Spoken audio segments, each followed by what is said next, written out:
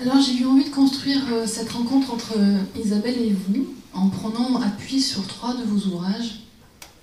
Le premier qui concerne les femmes qui lisent, puisqu'avant d'être écrivain, une femme est quelqu'un qui lit, et Isabelle en fait partie. L'accès à la lecture dans cet ouvrage, vous l'expliquez très bien, a mis énormément de temps, des siècles. Vous écrivez dans cet ouvrage « Les femmes qui lisent sont dangereuses ». Le livre possède le pouvoir d'entraîner la femme vers le dehors de la cellule familiale, le dehors de l'espace intime, l'au-dehors de soi-même, le dehors qui devient l'au-delà, le méconnaissable. Alors j'ai envie de vous demander, vous souvenez-vous du premier livre que vous avez lu et de vers quel dehors il vous a conduit? Vers quel dehors il vous a conduit? Oui, je m'en souviens très bien parce que j'étais pas une bonne lectrice. Je faisais partie des adolescentes qui n'avaient pas du tout le goût de la lecture. Je n'avais pas d'amis, de copines qui lisaient. On était bien plus intéressés par le sport, par les surprises parties, par l'écoute de la musique. C'était surtout l'écoute de la musique, en attente des surprises parties, justement, qui m'intéressaient le plus. Donc la lecture est arrivée très tardivement dans mon existence. J'avais des parents qui ne lisaient pas beaucoup.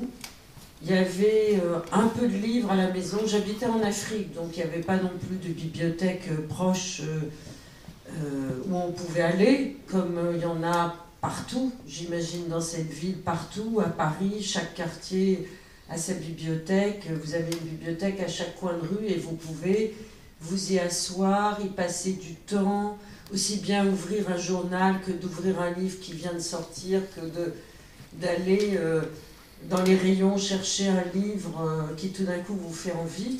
Ça n'existait pas dans le pays où j'habitais, qui s'appelait la Côte d'Ivoire, d'abord la Guinée, puis ensuite la Côte d'Ivoire. Donc il n'y avait pas de livre. Alors ensuite, mes parents ont brutalement changé de vie. J'ai vécu de 0 à 17 ans en Afrique, et à 17 ans, il a fallu que tout soit effacé de ma mémoire, sensorielle et presque psychique. Et tout d'un coup, je me suis retrouvée en France. En France, dans une ville qui s'appelle Clermont-Ferrand, dans un lycée, à l'époque c'était les lycées de jeunes filles et les lycées de garçons. Le lycée de jeunes filles s'appelait le lycée Jeanne d'Arc et le lycée de garçons s'appelait le lycée Pascal. Ils étaient en face l'un de l'autre.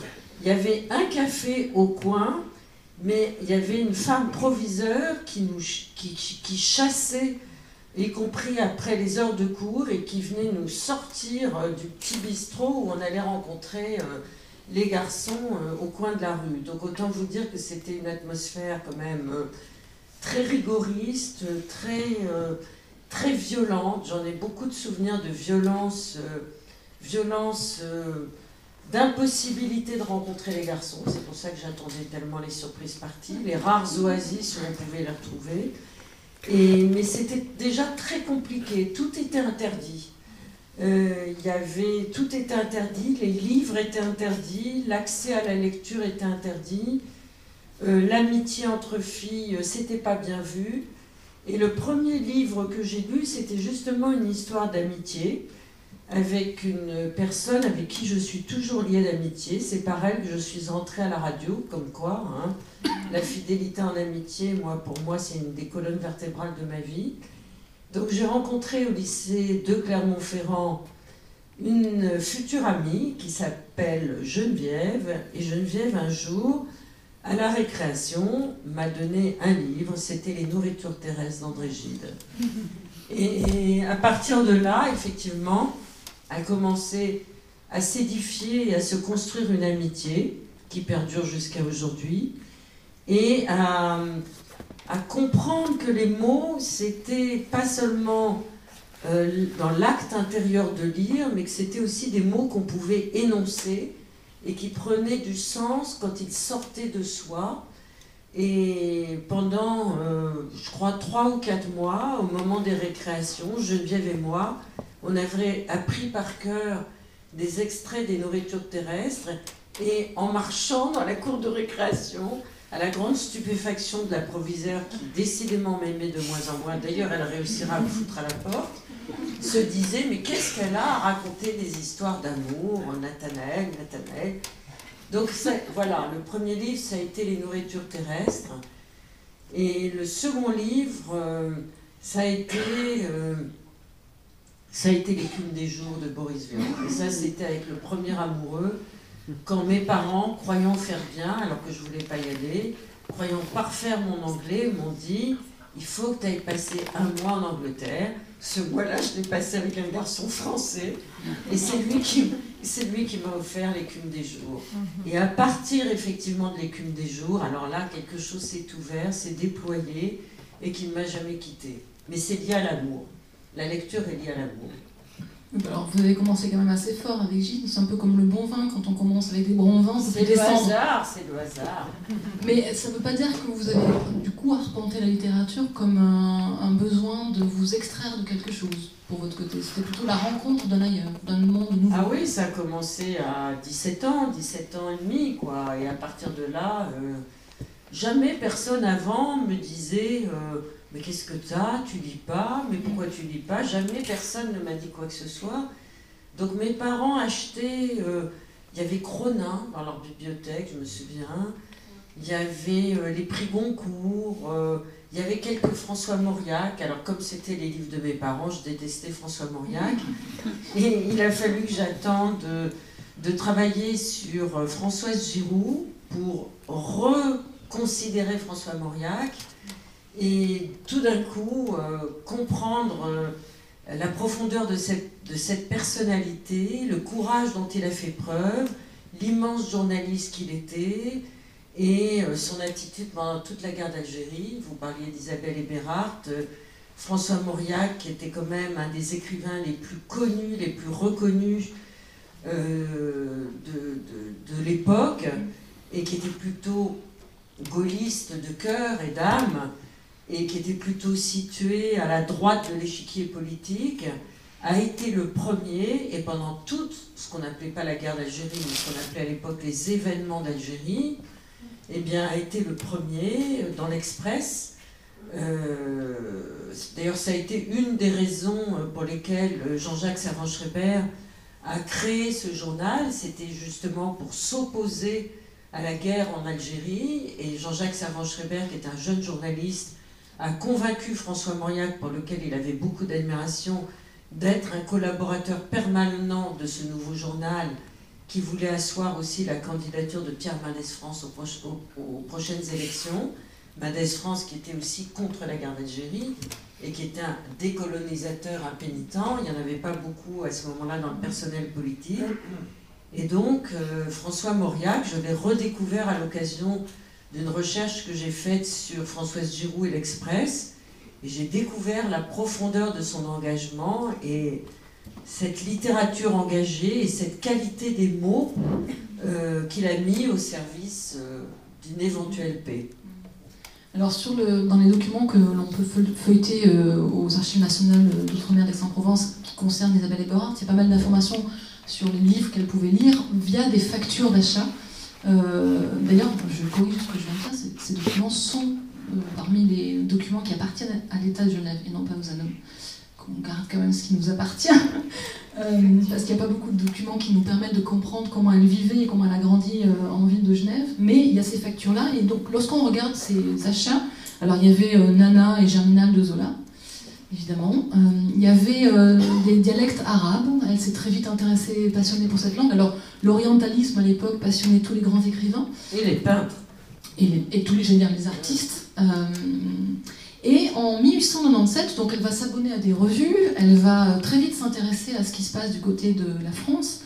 Et en 1897, année où les femmes d'ailleurs entrent enfin dans les écoles d'art en France, sous le pseudonyme de Nicolas Podolinsky, qui était un des noms de plume d'homme que Isabelle Eberhardt a utilisé, elle traduit un poème, plusieurs poèmes d'ailleurs, d'un auteur russe qui s'appelle Natson.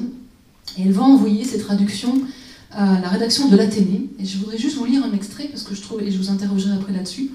Donc voici sa lettre. Elle dit « Sous ce pli, monsieur, je vous envoie 2 ou 3 petits poèmes de Natson, ce que j'ai eu le temps de bâcler en 24 heures. Je déteste traduire comme toute autre forme d'esclavage. Mais je tiens à faire connaître en France la belle phalange ignorée de nos poètes contemporains. Comme vous le verrez, Nadson et les autres modernes de Russie diffèrent essentiellement des vôtres. Leur idiosyncrasie est bien différente. Toute traduction en prose d'une œuvre écrite en vers est une mutilation inévitable. Et ma prose pâle ne donnera certes qu'une idée bien affaiblie du rythme divin et de l'admirable harmonie du vers de Nadson, notre poète à nous, les femmes de Sainte-Russie. Génie martyr qui chanta nos tristesses, nos espérances meurtries, nos révoltes passionnées et nos pensées ardentes, et qui sut intégrer et dire la mélancolie profonde innée en nos âmes orientales et notre résignation fière. Et si, à 24 ans, en pleine floraison de son génie hors ligne, la phtisie ne l'avait pas emporté, aidé par la misère et les ineptes persécutions que l'on fait aux poètes, ce pâle jeune homme à la douce et belle figure d'apôtre ou de Christ eût été l'un des bardes les plus émouvants, les plus profonds et les plus vraiment artistes que le monde ait connus. Voici un des poèmes qu'elle traduit. Le titre, c'est « Dans la brume ». Un temps était où, d'un pas puissant et assuré, nous entrions dans le monde. Le doute cruel ne troublait point alors notre jeune esprit. Tels des enfants, nous avions foi en la science et le bonheur, en la vérité et les hommes. Intrépides à toute tempête, nous exposions notre poitrine. Fièrement, nos rêves nous appelaient à vivre pour autrui, à le servir, et tous ardemment nous souhaitions ne point vivre en vain. Nous pensions, le temps est proche, où nous répondrons partout la lumière, où, du poids de ces fers, nous délivrerons l'idée enchaînée, où, telle une aube miraculeuse, brilleront partout sur la terre la liberté, l'honneur, la vérité, la science et le travail sacré. Nous nous mettions en route avec le désir d'être utiles et peu à peu nous parvenions au terme de notre carrière. Nous marchions avec honneur et du commencement jusqu'au crépuscule de nos jours, pour nous, résonnait la voix de l'idéal, en avant pour le monde et pour les hommes. Alors moi je suis frappée de l'hommage rendu par une jeune femme à un poète. Mais j'ai le sentiment que dans l'histoire de la littérature, les hommes ont quand même quelques dettes envers les femmes qui les ont lues. Ben, encore aujourd'hui, le lectorat est très majoritairement féminin. Et ce sont les femmes qui achètent les livres partout en Europe. Et d'autre part, ce sont les femmes qui incitent les hommes et prescrivent aux hommes les livres qu'elles aiment et qui les engagent à lire. Donc, quand ce n'est pas l'achat, c'est aussi ce rôle de conseillère.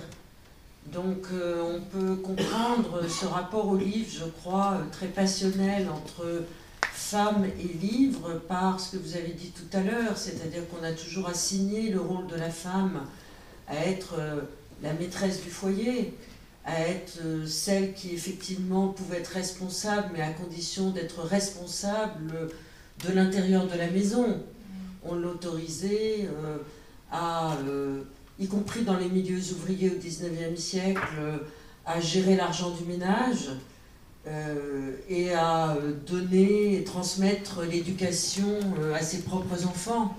Mais dès qu'il était question de sortir hors de soi, dans les deux sens du terme, physique et psychique, là, effectivement, ça n'était pas permis. Donc, la lecture est devenue, en France, mais aussi dans les autres pays européens, simultanément un art de masse dans les années 1830-1840, parce que ça a correspondu tout simplement au moment de l'essor de la grande presse. Et tout d'un coup, il y avait des journaux qui étaient offerts dans l'espace public, dans les rues, les kiosques à journaux. Et cette grande presse était distribuée. Et dans cette grande presse, eh bien, les auteurs qu'achetaient Isabelle et Bérhardt vivaient grâce à ce qu'on appelait le feuilleton. C'est-à-dire que dans tous ces grands journaux quotidiens, c'était surtout des quotidiens, eh bien, en première page, il y avait le feuilleton. Émile Zola a vécu très très longtemps grâce au feuilleton qu'il publiait dans les grands journaux de France, mais il n'y a pas eu que Zola. Hein. Madame Bovary, ça a d'abord été publié en feuilleton aussi dans les grands journaux quotidiens. Donc, avec cette cette imprimerie de masse et cette fabrication des journaux de masse, tout d'un coup, la lecture est devenue quelque chose qui était de moins en moins élitiste, qui était une pratique qui s'est agrandie dans différentes classes sociales. D'autre part, les filles, après avoir eu beaucoup de difficultés à intégrer le système de l'éducation, parce que pendant longtemps, les garçons pouvaient aller à l'école, mais pas les filles. Ensuite, les filles ont pu aller à l'école, mais là aussi, pas en faisant des études secondaires. D'abord, ça a été l'école primaire, donc ça a été un combat très très long dans l'histoire de la République. On a toujours pensé, y compris les hommes les plus révolutionnaires et les plus républicains, que le savoir devait être distillé par petites étapes et qu'elles n'avaient pas droit à l'égalité de l'accès au savoir.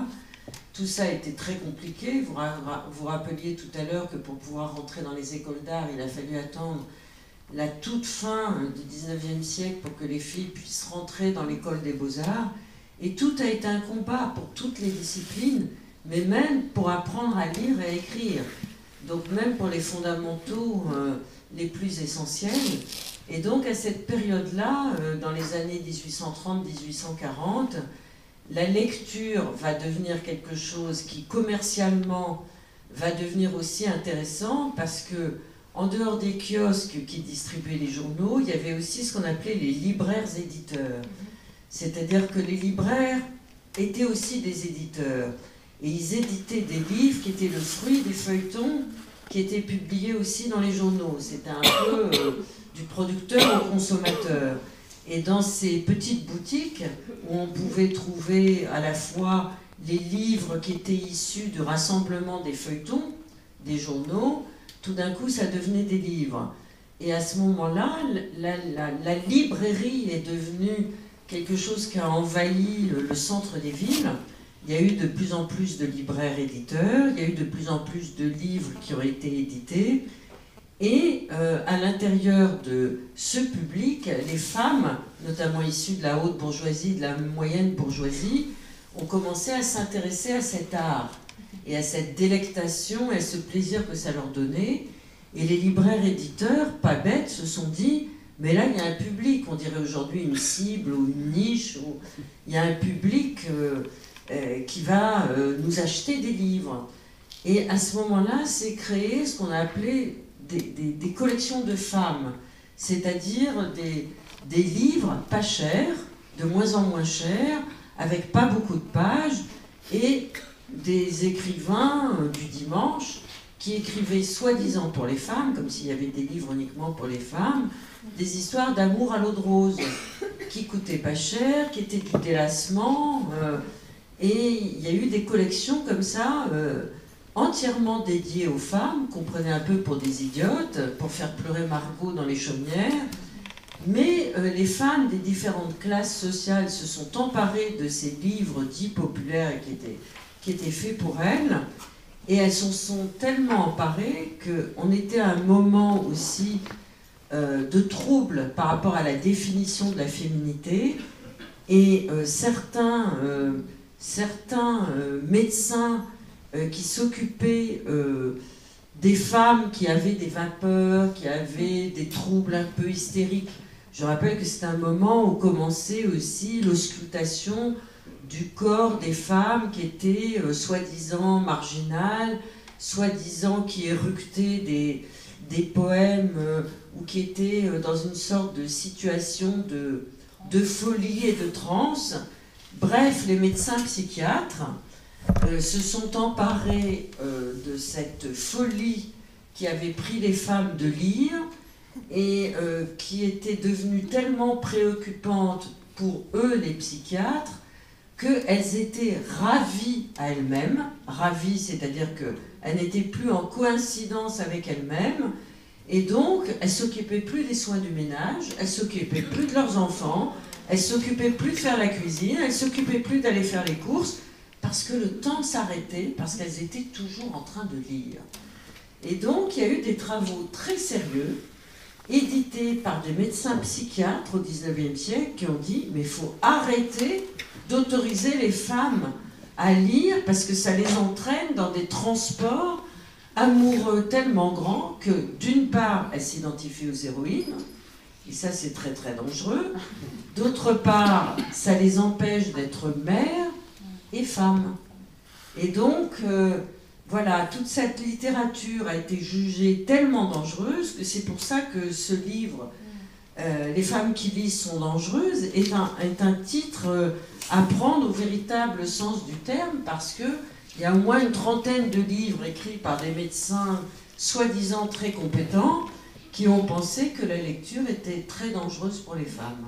Alors, ce que je trouve très beau dans... Et d'ailleurs, pardon de vous couper, et d'ailleurs, si on reprend l'histoire de Madame Bovary, Madame Bovary, si on se souvient des premières pages de Madame Bovary, Emma, elle découvre l'amour dans les livres qu'elle lit, et elle se fait une idée romanesque et romantique de l'amour par le livre. Et c'est quand elle va découvrir le pauvre Charles qu'elle va se dire « mais c'est pas du tout ce que j'ai lu dans les livres ». Quand elle est mariée. Voilà. Ouais, et qu'elle réalise que ça colle pas. pas. Voilà. Ben oui, mais c'est son père qui la vend pour avoir la dot. Mais l'idée de l'amour, c'est dans les livres. D'ailleurs, là où je trouve Flaubert absolument génial, c'est qu'il fait lire à Emma Bovary George Sand. Ouais, comme par hasard, ouais. Classe.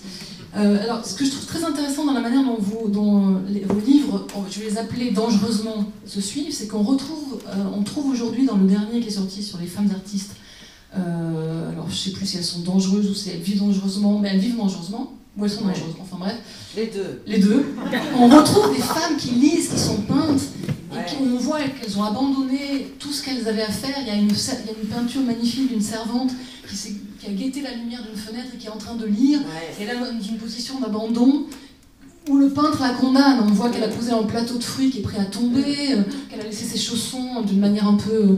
et l'appel de la lecture a été plus fort que tout, et donc voilà, elle est un peu condamnée. Mais ça, je vais en parler après de votre livre sur les artistes. Je veux rester sur la question de la lecture. Vous écrivez toujours dans cet ouvrage sur les femmes qui lisent. D'ailleurs, il y a deux fois, il y a dangereuse et puis il y a très très dangereuse. Il y en a 2 tomes.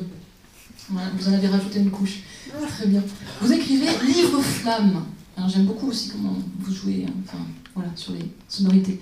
Livre flamme, livre source de vie, livre lueur dans la nuit, livre pour percer les ténèbres, livre pour suspendre le temps, livre et femme, sexe et texte, imaginaire et réel, noces secrètes porteuses d'orages violents, de désirs de monde à soi, de monde en soi, pour soi, et donc loin des hommes. Alors j'ai envie de vous demander, effectivement... C'est un peu emphatique là quand vous le dites. Pardon, j'aurais dû le faire plus rapidement. Non, c'est moi qui ne me trouve pas terrible. Non, moi je trouve ce passage très intéressant.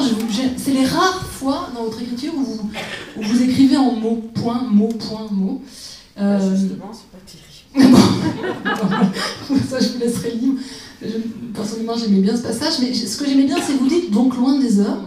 Effectivement la littérature, cette fois écrite par les femmes, a souvent été un combat contre le sexe dominant. On pourrait parler de Madame de Staël pour rester dans notre Helvétie aujourd'hui. Qu'en est-il aujourd'hui de ce combat selon vous ? Je crois qu'il est gagné. Il est gagné depuis pas mal de temps, en tout cas en France. Je ne sais pas en Suisse aussi, parce que je connais bien votre littérature et je connais des maisons d'édition extraordinaires, comme par exemple Zoé chez vous. J'ai l'impression que les femmes qui écrivent sont comme chez nous en France. Elles ont gagné le combat par leur talent, par la publication de leurs écrits. Je dirais même que il y a peut-être plus de textes de femmes qui sont édités en France que de textes d'hommes. Par contre, et ça a commencé, je dirais, il y a une bonne trentaine d'années. Et heureusement, ça a continué. Et c'est même plus une question en France. C'est même plus une question. Par contre, ce qui est une question, c'est ça qui est terrible. Il y a beaucoup de femmes qui écrivent, et dans tous les domaines, que ce soit de la poésie, des sciences humaines, des essais, des biographies, des romans, des fictions, du théâtre, etc. Ça, elles ont envahi tous les champs, et de manière tout à fait guerrière, et elles sont solidaires entre elles, et chaque année, on voit de plus en plus de publications. Je ne suis même pas sûre. En ce moment, moi, je recommence à travailler dans l'édition depuis à peu près 1 an, et je viens de créer une collection de femmes, justement, qui s'appelle Puissance des femmes. Et je crois même pas, donc je retravaille dans un monde éditorial que j'avais quitté il y a 7-8 ans, et je vois bien qu'on ne regarde même pas le sexe le sexe des gens qui envoient des manuscrits. C'est même plus une question. Et je dirais même, et je ne crois pas prêcher par optimisme béat, que si c'est une femme, c'est encore mieux aujourd'hui. Par contre, là où il y a des vrais problèmes, c'est au niveau de la représentativité des femmes dans les cénacles littéraires et dans le compte-rendu de ce que les femmes font. Par exemple, des cercles de pouvoir. En fait. Voilà. C'est-à-dire que si une femme publie un livre, elle aura automatiquement 10 fois moins d'articles qu'un homme. C'est dingue. Même si le livre est encensé, célébré, etc. Dans les jurys littéraires, c'est dingue, c'est un scandale. Il y a très peu de femmes qui sont récompensées, mais très peu. Et c'est encore le cas cette année, et ça a été le cas l'année dernière. C'est absolument dément. Donc, si vous voulez, pour être publiées, pas de problème, mais pour être reconnues à partir du moment où elles sont publiées, là, c'est un très grand souci. Et encore aujourd'hui.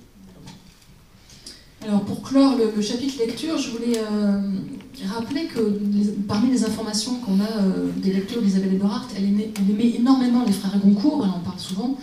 Baudelaire l'accompagnait beaucoup, Eugène Fromentin, Pierre Loti, évidemment, qu'elle prenait pour exemple. C'est très bien les frères Goncourt. Ah oui, c'est très bien, le journal des frères Goncourt. C'est assez Goncourt. peu connu, mais c'est très bien. Elle les cite très souvent, presque comme des philosophes. Ouais. C'est vraiment des pensées sur lesquelles elle s'appuie. Et donc je disais Pierre Loti qu'elle aime énormément, et elle cite ses auteurs plusieurs fois, comme fait un écrivain qui puise des sources d'inspiration. Et dans ses journaliers, le 8 juin 1900, elle cite un extrait du mariage de Loti, et elle dit ceci: « L'esprit s'endort avec l'habitude des voyages. On se fait à tout, aux sites exotiques les plus singuliers comme aux visages les plus extraordinaires. À certaines heures, pourtant, quand l'esprit s'éveille et se retrouve lui-même, on est frappé tout à coup de l'étrangeté qui vous entoure. » Est-ce que c'est important, Laura Adler, de se sentir en étrangeté? En étrangeté géographique pour lire le lieu où on lit? Je vous laisse libre interprétation du mot étrangeté. Je trouve ce étrangeté... mot symboliquement fort aujourd'hui. Oui. Je pense qu'Isabelle Eberhardt, quand elle l'utilise pour dire quelque chose de très précis qui correspond à son univers littéraire et son univers poétique et son univers de recherche intellectuelle. C'est-à-dire comme tous les écrivains que vous venez de citer, hein, qu'il s'agisse de Pierre Loti ou qu'il s'agisse de Baudelaire ou qu'il s'agisse de Flaubert ou qu'il s'agisse aussi des peintres qui ont tous fait le voyage d'Orient, toute cette deuxième partie du 19e siècle, quand on est écrivain ou quand on est artiste ou quand on est peintre, on doit sortir de chez soi pour aller chercher des lumières, des sources de civilisation inconnues de soi, et pour que le monde vacille, et pour réenchanter le monde. Ils y sont tous allés. Et elle va beaucoup plus loin, parce qu'elle va s'y installer. Elle ne va pas faire un voyage aller-retour. Elle va pour un aller sans retour. Mais je pense que ce terme d'étrangeté résonne comme une source d'imaginaire. Une source d'imaginaire pour réenchanter cet Occident un peu sec, un peu terni par l'industrialisation qui commence à gangréner ce monde où les artistes n'ont plus tellement droit de citer, etc., etc. Donc on va de l'autre côté de la Méditerranée pour essayer de trouver d'abord des paysages inviolés, alors que les usines commencent à s'édifier. On y va aussi pour trouver des lumières qu'on va essayer d'apprivoiser et qui vont faire du bien à l'âme. Et on va aussi pour trouver des sources de civilisation.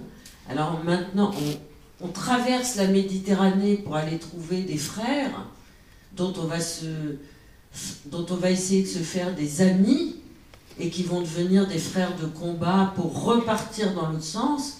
Maintenant, quand on sait que la Méditerranée est devenue un cimetière et que la Méditerranée, c'est nos frères qui partent de l'autre côté de la Méditerranée pour arriver sur nos rives quand ils y parviennent, et que cette Méditerranée est encerclée par des pays qui ne veulent plus de celles et ceux qui partent pour venir essayer de trouver une terre d'asile. Et s'ils partent, c'est parce que justement ils ne peuvent plus vivre dans les pays dont ils sont originaires. Ça pose beaucoup de questions. Et ce mot d'étrangeté, pour moi, il résonne comme un mot qui, justement, dans la bouche d'Isabelle Eberhardt, était synonyme de fraternité, comme vous l'avez dit tout à l'heure, et même de sororité. Et aujourd'hui, il résonne comme un mot qui est devenu vénéneux, comme un Occident qui édifie des murailles. On se moque de Trump et de cette muraille qu'il veut absolument édifier, mais en tout cas, la France, je ne sais pas quelle est la politique de la Suisse en ce qui concerne les migrants, mais la France se comporte très très mal en ce moment. Il y a eu encore un rapport qui a été publié pas plus tard qu'hier sur le nombre de migrants en France qui ont été accueillis dans les 2-3 ans qui viennent de s'écouler. On n'a pas donné le 10e du 100e de ce qu'on pouvait. Il y a un professeur au Collège de France que j'admire beaucoup, qui vient d'être nommé là, il y a 6 mois, qui s'appelle François Héran, H-E-R-A-N, qui va sortir un livre dans moins d'un mois. C'est un grand savant, c'est pas un idéologue, c'est pas un militant, etc. Mais il explique qu'on n'a jamais été dans un creux d'accueil des migrants aussi bas en France depuis 4-5 ans, et qu'on essaye de faire croire à l'opinion publique par le biais des discours idéologiques que les migrants vont prendre la place des travailleurs, que les migrants vont perturber l'ordre social, que les migrants vont affoler nos sexualités, etc. etc. On n'a jamais été historiquement un taux aussi bas. C'est le professeur François Héran qui le dit. Donc ce terme d'étrangeté, pour moi, il résonne comme quelque chose qui doit faire appel à notre raison et à notre sens de l'hospitalité, voilà, qu'on est en train de perdre,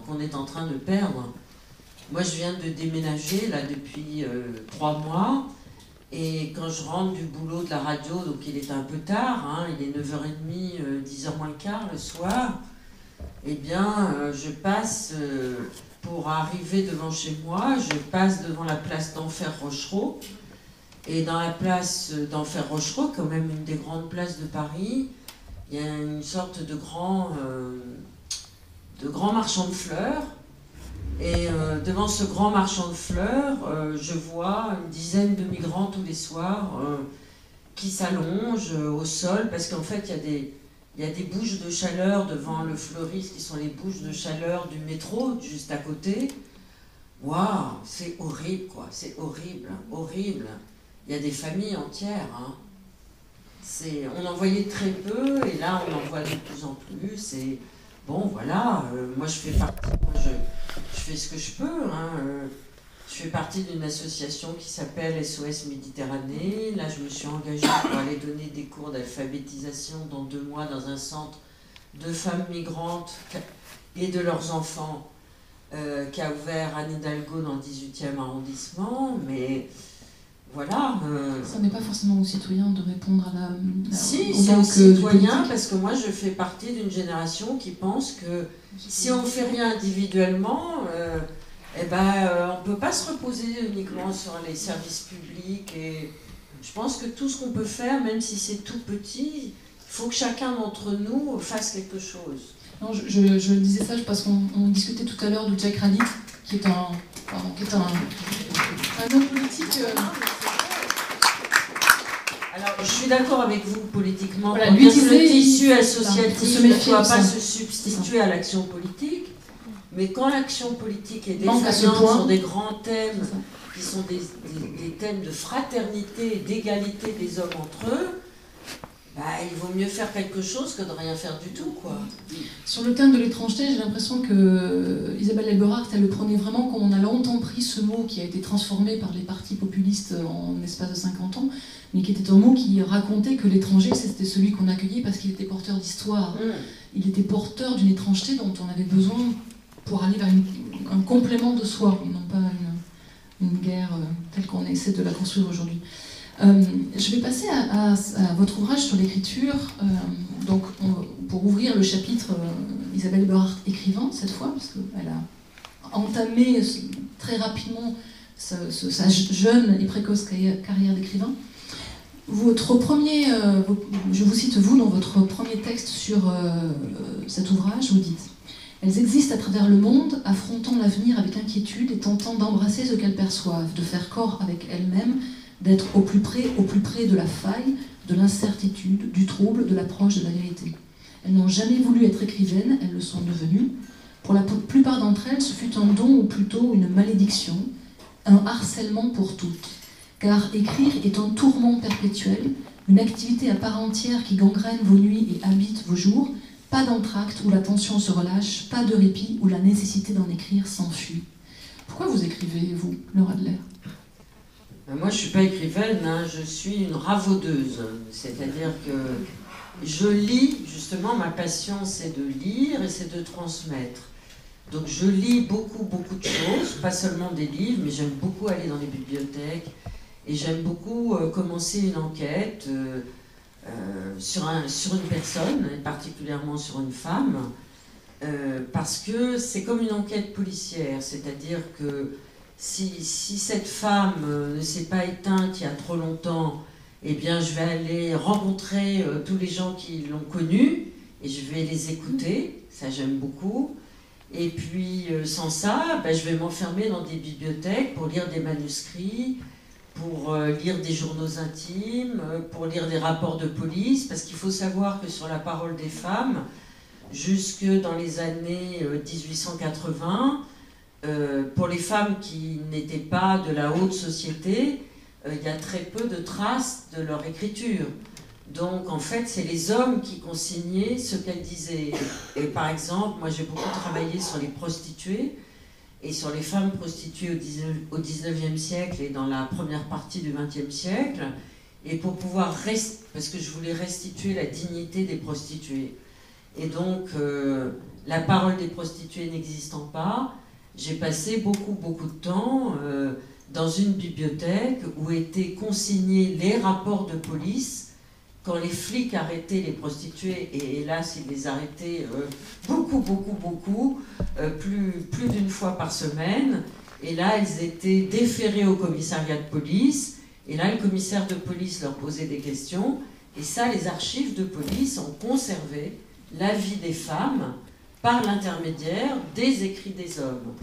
Mais donc, moi je ne suis pas écrivaine, je suis enquêtrice, je trouve qu'il est nécessaire pour nous, femmes, quel que soit notre âge, quelle que soit notre classe sociale, quels que soient nos désirs, de transmettre l'histoire des femmes qui nous ont précédées dans tous les domaines, que ce soit l'architecture, la peinture, l'écriture, la médecine, etc., etc. Ça n'est pas fait en France. Il n'y a aucun enseignement d'histoire des femmes, ni dans les écoles, ni maintenant dans les universités. Moi, j'ai eu la chance de faire partie d'une génération où, quand j'étais étudiante, à la suite de la naissance du mouvement de libération des femmes, il y a eu à l'université des enseignements sur l'histoire des femmes. J'ai pu, en tant qu'étudiante, suivre ces enseignements, faire ma thèse sur l'histoire des femmes, et donc je continue, avec beaucoup d'autres femmes, de penser et de transmettre cette histoire des femmes. Mais donc je ne suis pas écrivaine. Écrivaine, c'est sortir de soi, et quand je raconte ça, sortir de soi, Marguerite Duras disait, elle disait quelque chose qui m'a longtemps troublée, dont j'ai eu la chance de pouvoir parler avec elle de vive voix, et elle en était vraiment très persuadée. Elle disait, n'importe qui d'entre nous peut écrire. Oh, je disais, Marguerite, arrête. Elle me disait, si, je crois. Je dis, mais c'est pas vrai, parce que finalement, il y a quand même très peu de femmes écrivaines. Et n'importe qui d'entre nous ne sait pas écrire. Et ne peut pas écrire. Si. Bon. Et alors, elle a fini par m'expliquer que oui, n'importe qui d'entre nous peut écrire, elle parlait des femmes, hein, à condition d'accéder à ce qu'elle appelait le puits noir.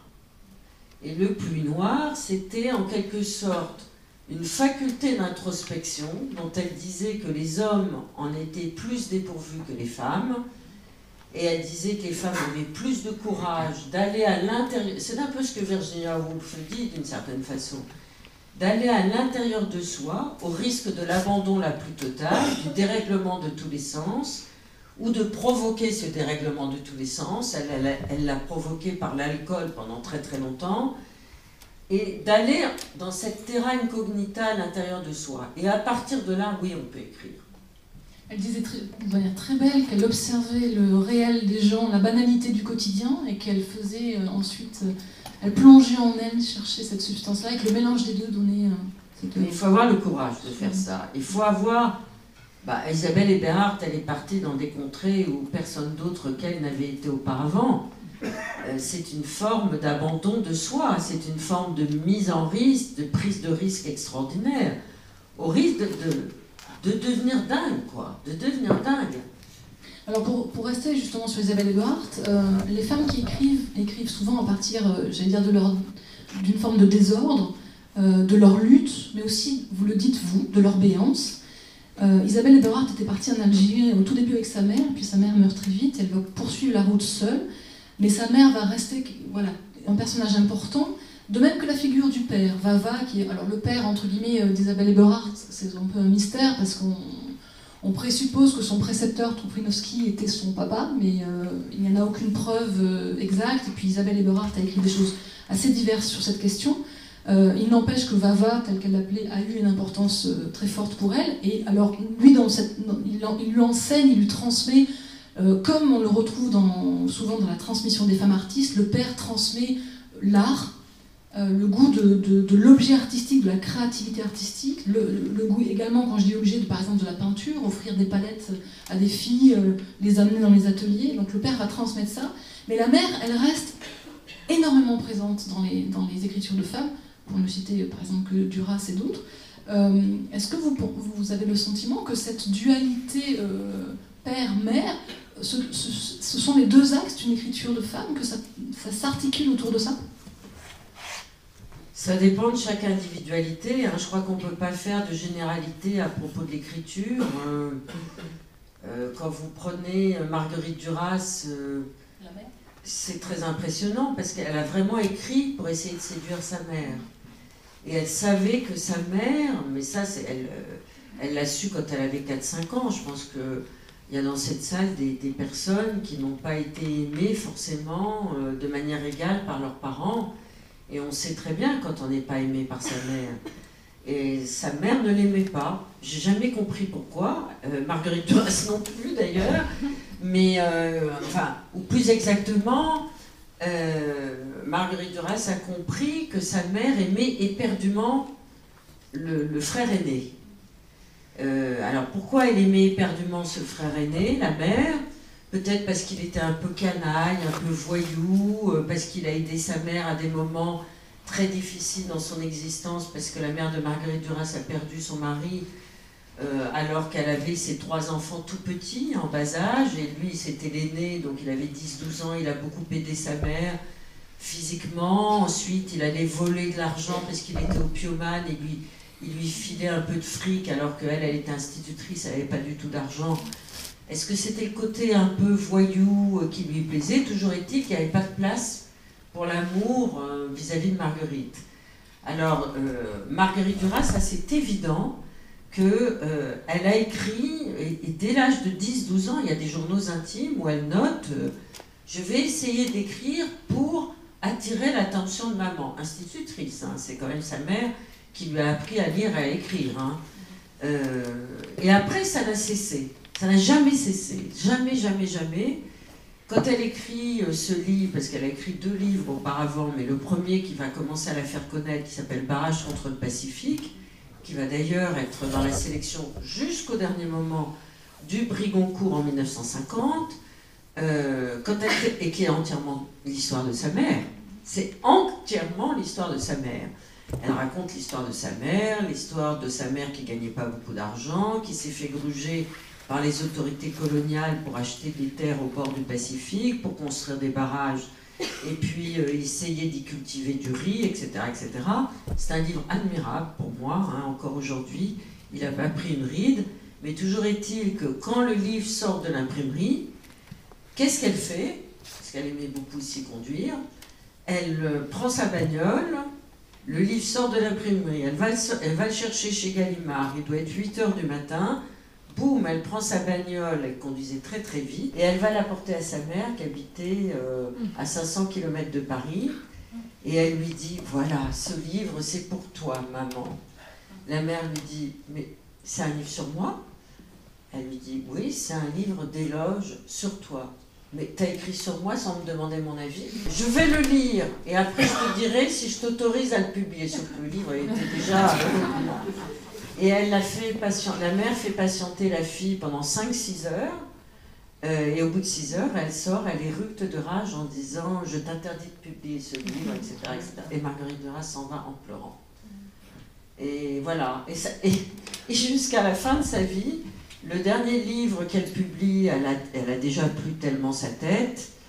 Personne ne dira qu'elle avait une maladie qui pourtant est bien banale. Alors, son fils aurait mieux fait de le dire, mais bon, moi je le dis maintenant parce que je trouve qu'il n'y a pas de raison de ne pas le dire. Elle avait une maladie d'Alzheimer, donc il y avait des plages de sa vie où elle avait encore toute sa tête.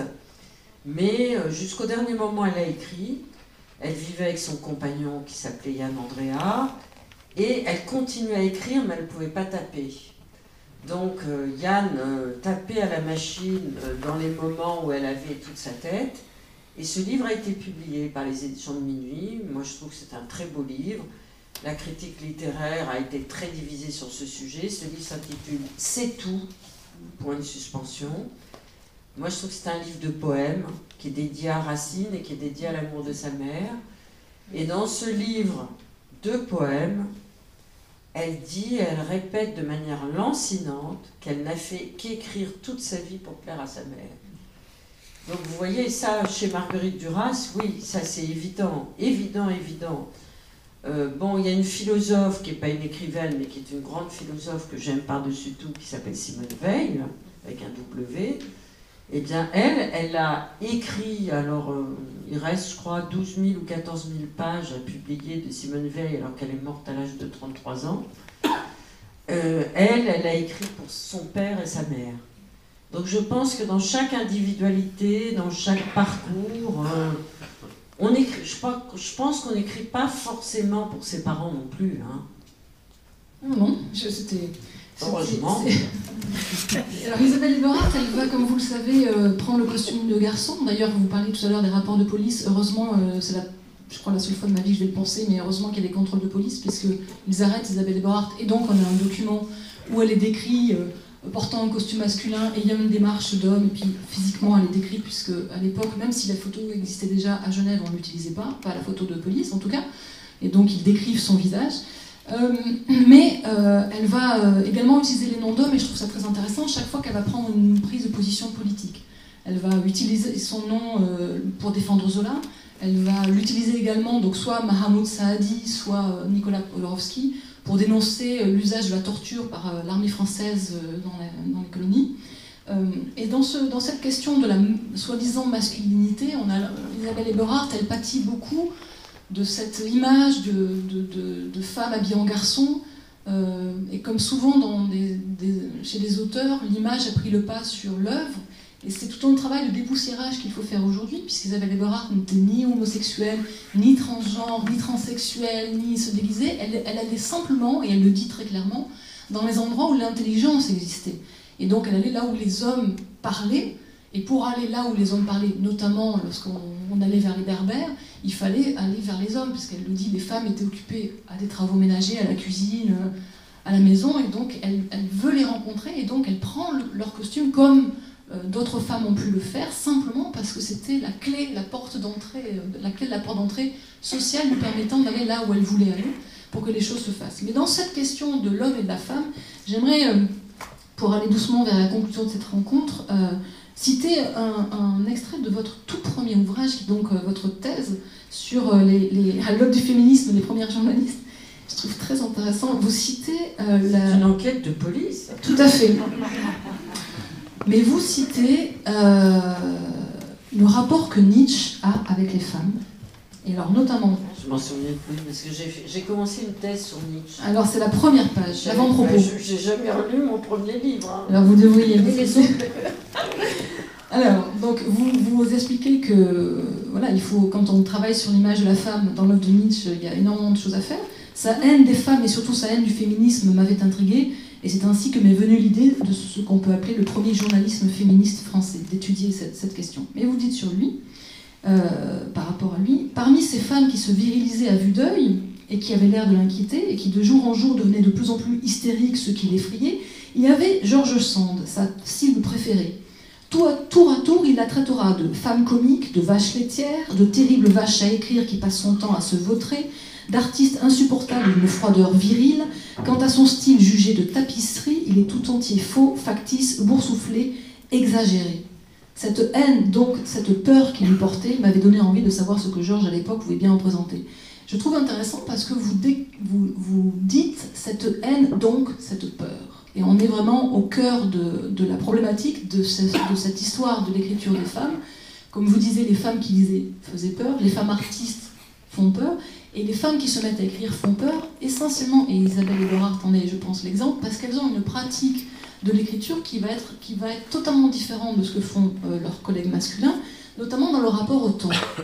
Et Isabelle Eberhardt est quelqu'un qui a l'exigence de l'écriture, mais avec un rapport au ton, où elle met de côté son propre succès, en fait.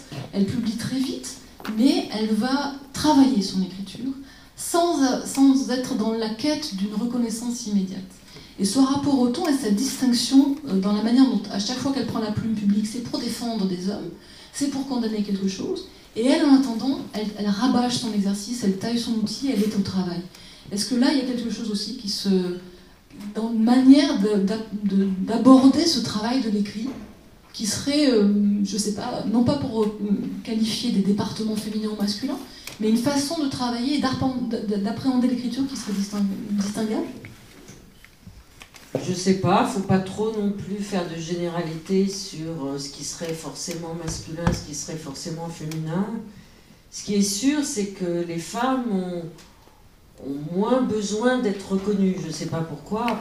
Alors bon, moi j'ai beaucoup d'admiration pour une grande anthropologue qui s'appelle Françoise Héritier, qui a longtemps travaillé en Afrique sur les problèmes de parenté et qui a surtout édité un livre magistral en 2 volumes qui s'appelle Masculin-Féminin 1, Masculin-Féminin 2. Elle s'est attaquée à ce problème-là, de savoir pourquoi les femmes avaient moins besoin d'être reconnues, d'être moins dans la sphère publique, de continuer à travailler, que ce soit dans l'écriture ou dans la peinture ou dans les autres disciplines. Pourquoi ? Ou en politique, c'est pareil, elles sont moins avides d'être dans la lumière, elles sont moins avides qu'on parle d'elles, elles sont plus obsédées par le faire, par l'agir, que par la reconnaissance du statut médiatique, etc. etc. Alors, un des points de vue de la grande anthropologue Françoise Héritier sur cette question, c'est de dire les hommes sont jaloux des femmes parce qu'ils s'aperçoivent qu'elles ont moins besoin de reconnaissance qu'eux. Et pourquoi sont-ils jaloux? Parce qu'eux, ils en ont plus besoin qu'elles, mais pourquoi eux en ont plus besoin qu'elles? Alors, elle répond,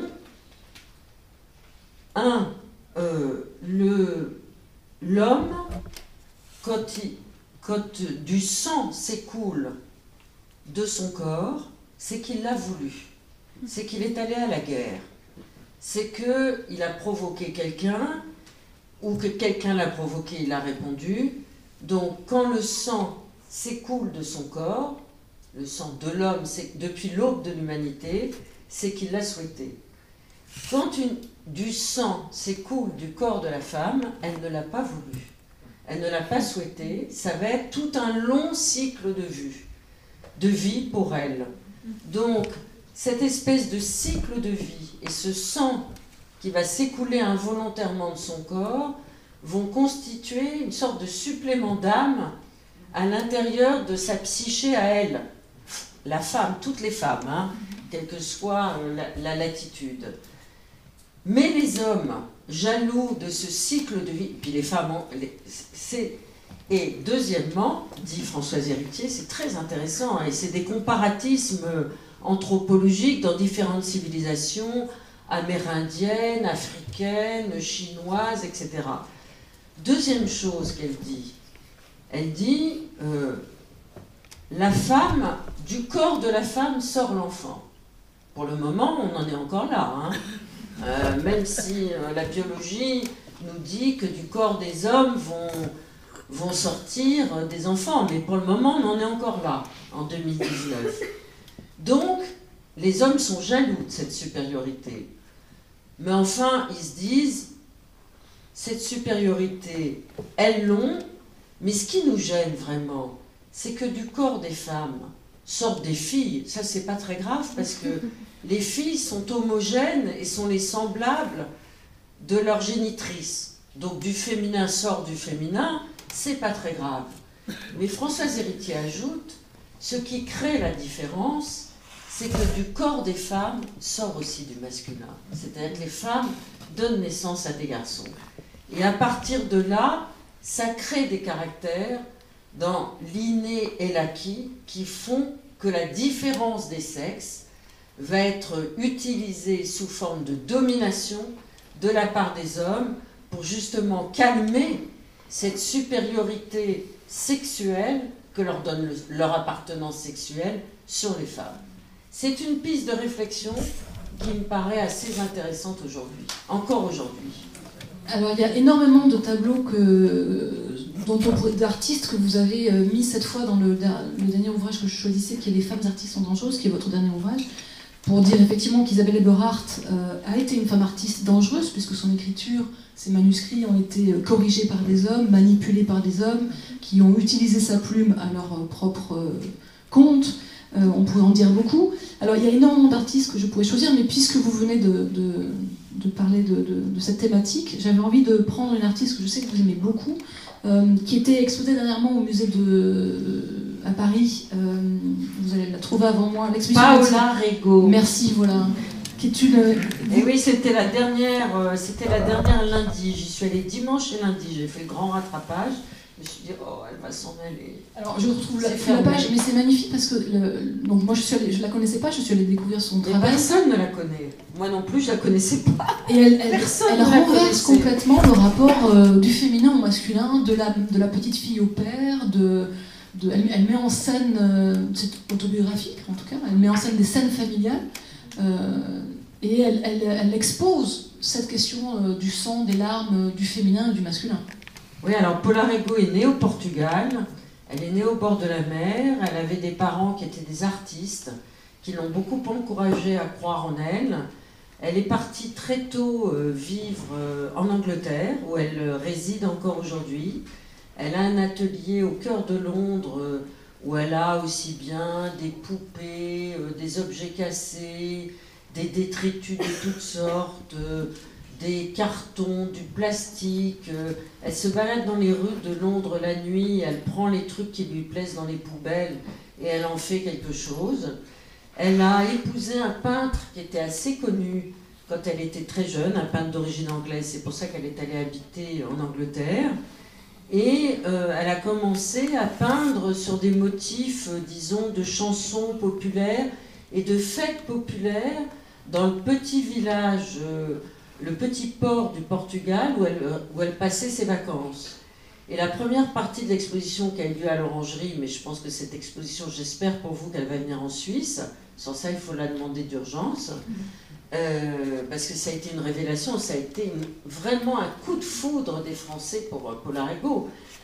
Dimanche et lundi, il y avait 3 heures de queue pour pouvoir rentrer, hein, tellement c'était dingue. Mais il faut dire que ça vaut son pesant de cacahuètes, hein, cet univers. Je dirais que ça ressemble à du Balthus en plus pervers. Mais vraiment, hein. Oui, tout à fait. Le style est très balthusien. Et alors, elle était fascinée dès sa tendre enfance par Alice au pays des merveilles, qu'elle connaissait par cœur. Et d'ailleurs, les premières commandes qu'elle va avoir quand elle arrive à Londres, c'est d'illustrer Alice au pays des merveilles. Et pendant pas mal de temps, elle va être illustratrice de livres soi-disant pour enfants. Et elle va rentrer dans cet univers du conte gothique, et petit à petit, elle est d'abord illustratrice, et puis petit à petit, elle va s'aventurer à prendre la toile, le châssis, les peintures, tout en faisant ce qu'on appelle aujourd'hui des installations. Et elle va raconter sa vie. Et son mari, en fait, va tomber gravement malade, il va être invalide et handicapé, et il ne va plus pouvoir peindre. Donc du coup, elle va peindre le désarroi de son mari qui va plus pouvoir peindre et qui va plus pouvoir communiquer avec le monde. Donc, elle va peindre ça dans des tableaux. J'en ai choisi un qui raconte ça là-dedans, qui est dingue, parce qu'on pourrait croire que c'est une histoire d'un viol, pas du tout. C'est l'histoire de l'invalidité de son mari. Et pour faire plaisir à son mari, elle ne va pas se substituer à lui, elle va en quelque sorte peindre pour lui. Elle va peindre pour lui. Et en fait, ce que ce tableau extraordinaire raconte, c'est, on voit un homme sur un lit avec sa femme et une de ses filles. Et en fait, elle va se substituer à son mari, qui va d'ailleurs mourir très très vite, et elle va peindre. Et puis elle va continuer à peindre. Et cet univers qu'on découvre aujourd'hui est un univers... alors c'est très travaillé par la psychanalyse, c'est très travaillé aussi par l'amour immodéré qu'elle a pour Degas, et notamment les corps des danseuses de Degas. C'est absolument extraordinaire, vraiment extraordinaire. Toutes les toiles sont mais il y a beaucoup de polars égaux qui sont aujourd'hui à découvrir, il y en a encore beaucoup. Je vous remercie beaucoup d'avoir fait ce voyage littéraire avec nous ce soir.